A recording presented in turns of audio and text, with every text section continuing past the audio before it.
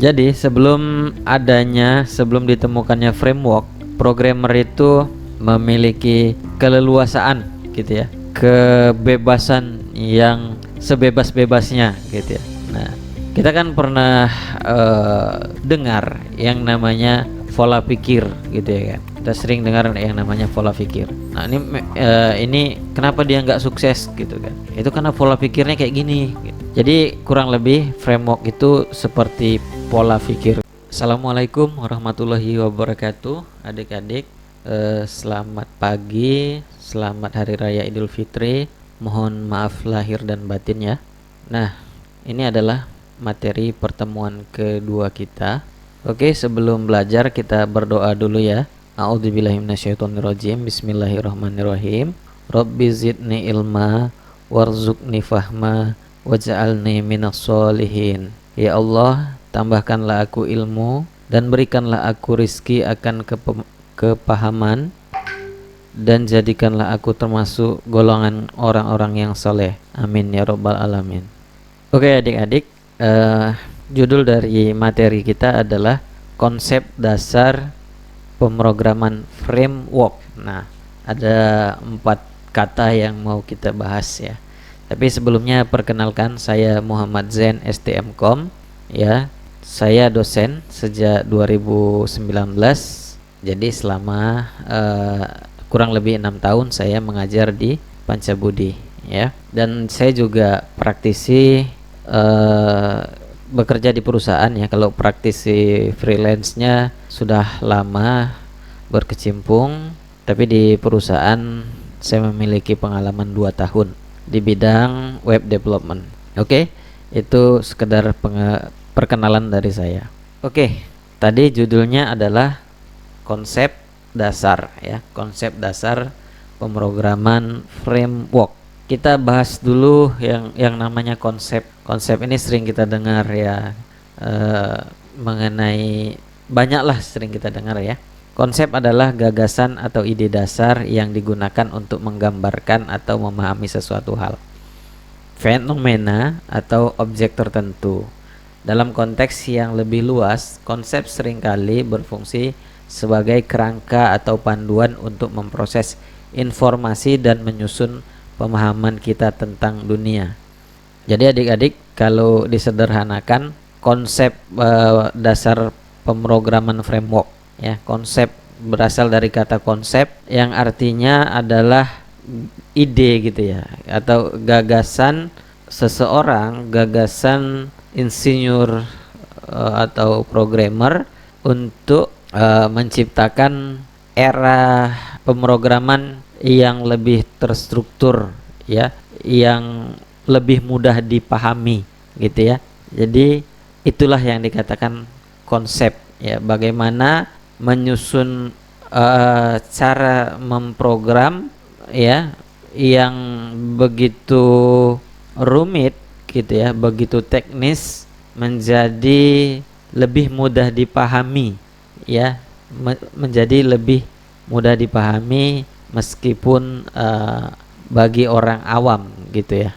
Oke adik-adik, selanjutnya kita bahas mengenai bagian-bagian dari framework atau problem-problem yang akan diselesaikan oleh framework gitu ya. Artinya gini, jadi sebelum ditemukannya framework, programmer itu memiliki keleluasaan gitu ya, kebebasan yang sebebas-bebasnya gitu ya. Nah, kita kan pernah dengar yang namanya pola pikir gitu ya kan. Kita sering dengar yang namanya pola pikir. Nah, ini kenapa dia nggak sukses gitu kan? Itu karena pola pikirnya kayak gini gitu. Jadi kurang lebih framework itu seperti pola pikir juga gitu ya. Pola pikir untuk sukses menjadi programmer gitu. Ya, kita analogikan lagi, cerita lagi ya. Berarti otak manusia, berarti bahasa pemrograman itu seperti otak manusia yang berpikirnya terlalu bebas gitu ya, terlalu bebas gitu. Nah, makanya dibutuhkan yang namanya pola pikir, yang dibutuhkan yang namanya aturan, yang dibutuhkan namanya agama, itu untuk menyederhanakan tindakan yang dilakukan untuk mencapai satu goal atau tujuan. Begitu juga dengan framework, kurang lebih kalau dianalogikan itu adalah sebuah pola pikir gitu ya. Oke, adik-adik semua, kita simak lagi mengenai framework ya. Problem apa, masalah apa yang akan diselesaikan dengan penggunaan dari framework? Yang pertama, nah kita belum bahas framework tadi ya. Saya singgung sedikit lah ya. Framework itu adalah library gitu ya, semacam library, semacam aplikasi dasar yang nanti kita pakai untuk membuat sistem yang lebih besar sesuai dengan keinginan kita gitu ya. Saya ulangi, framework itu kayak library, kode program dasar yang nantinya jadi cikal bakal pondasi apapun aplikasi yang kita kembangkan nanti yang lebih besar gitu. Itu adalah framework ya. Oke, balik lagi ke problem yang biasanya diselesaikan sama framework. Yang pertama, mengurangi kerumitan pengembangan. Kenapa mengurangi? Ya, ini kalian bisa baca. Tapi intinya adalah tadi karena framework itu adalah kode program yang diciptakan oleh sekelompok orang sebagai pondasi gitu, sebagai prototype. Nah, jadi kalau analoginya, kalau kita bikin apa ya? Bikin rumah misalkan ya, ini ngarang saya nih. Misalkan kita kalau bikin rumah dari dasar, kita cetak sendiri batu batanya dan lain sebagainya. Tapi kalau adanya framework, kita tinggal ambil bahan-bahan jadinya, tinggal kita beli batu bata, kita beli semen, kita beli cat gitu ya. Itu bedanya dengan mengembangkan kode program dari dasar. Oke, yang kedua, problem yang diselesaikan oleh framework adalah meningkatkan produktivitas. Ini sudah jelas lah ya, namanya sudah terfasilitasi, tinggal comot aja, otomatis produktivitas semakin meningkat ya. Otomatis proyek-proyek Sangkuriang itu yang harus selesai dalam satu malam itu mungkin saja bisa diselesaikan dengan yang namanya framework ya. Pernah dengar proyek Sangkuriang? Coba komen di kolom komentar ya adik-adik. Selanjutnya ada konsistensi dan standarisasi. Nah, kalau mau baca silakan baca, tapi yang saya jelaskan ya, konsistensi. Nah, jadi coding itu kayak tulisan ceker ayam. Kalau yang tulisannya nggak bagus ya, kalau tulisan yang cantik ya cantik gitu. Dengan adanya standarisasi, maka tulisan ceker ayam dengan tulisan yang bagus itu ada standarnya. Nggak bisa lagi tulisan coding itu jelek. Apa istilahnya adik-adik? Istilah tulisan kode yang jelek itu adalah spaghetti code ya. Pernah dengar adik-adik? Spaghetti code. Nah, itu dengan adanya standarisasi nggak bisa lagi ya. Tidak diizinkan lagi penulisan kode program yang asal-asalan. Selanjutnya, problem yang diselesaikan oleh framework adalah mengurangi duplikasi kode. Nah, dia kayak library kan, yang saya bahas di awal tadi. Framework itu kayak library, jadi dia mengurangi duplikasi kode. Kayak mana contohnya ya?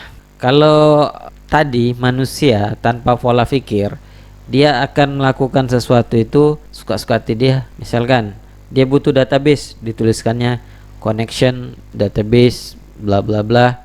Nah, tiba-tiba dia bikin menu apa lagi ya, menu penjualan gitu ya. Bikin lagi sama dia koneksi ke database bla bla bla gitu ya kan. Nah, itu akan mengakibatkan yang namanya duplikasi kode. Tapi jauh sebenarnya dari ilustrasi saya itu enggak kayak gitu ya. Jauh lebih efisiensi ya. Di dalam core dari framework itu ada core-nya yang nggak boleh diotak-atik sama user biasanya itu coding itu selalu di reuse selalu digunakan modelnya itu ya, kelas parent dari modelnya itu selalu itu saja yang digunakan, controller ya selalu. Jadi dia mengurangi duplikasi kode. Yang ketiga, problem apa yang mau diselesaikan sama framework ini adalah keamanan, ya. Nah, ini keamanan ini kalau adik-adik mau baca, ini bisa baca banyak jenis keamanan, ya kan? Nah, karena terlalu bebasnya ya. Ini kita berbicara tanpa framework. Jadi orang berpikir terlalu bebas sampai-sampai dia bisa lupa, ya kan? Nggak ada kaidah katanya, nggak ada standarisasi kode. Jadi dia bisa lupa yang namanya keamanan. Nah, dengan adanya framework, problem yang mau di-solve oleh framework ini ya adalah keamanan. Nah, itu dia ya. Oke, next. Definisi dari framework. Sebelumnya sudah saya singgung ya, karena takut adik-adik ngambang problem apa yang mau di-solve dari framework, jadi saya definisikan di awal tadi. Ini kita tinggal baca framework. Kalau didefinisikan itu adalah kerangka kerja ya. Adalah satu kerangka kerja atau struktur dasar yang menyediakan alat. Ada alatnya untuk keamanan, pedoman ya. Ada pedomannya kayak mana melakukan query dan komponen-komponen yang diperlukan untuk membangun aplikasi. Komponen-komponen yang diperlukan ya, misalkan untuk import data gitu ya kan, untuk ekspor PDF gitu ya, aplikasi, sistem atau solusi tertentu. Itu dia. Framework dapat mempercepat pengembangan dengan menyediakan pustaka kode library. Nah, ada sedikit kekacauan di sini ya, kekacauan makna gitu ya. Framework dengan library ini berbeda ya adik-adik, tapi dia kayak ada garis singgungnya, pahamilah sendiri ya. Jadi pengembangan dengan menyediakan pustaka kode library. Jadi di framework juga ada library gitu ya, alat bantu tools dan desain arsitektur yang teruji sebelumnya. Bukan cuma terstruktur dia, tapi dikatakannya framework ini ada arsitektur yang teruji. Nah, adik-adik, beda desain, beda arsitektur. Arsitektur itu lebih ke pondasi yang benar-benar bagus, gitulah kira-kira ya. Oke, next. Ada beberapa jenis framework yang sangat banyak. Yang sangat banyak ya adik-adik, nggak cuma ini. Jadi ada banyak sekali framework. Salah satunya adalah ada Django ya. Gimana bahasanya? Django. Ini adalah framework berbasis MVC yang ada di Python.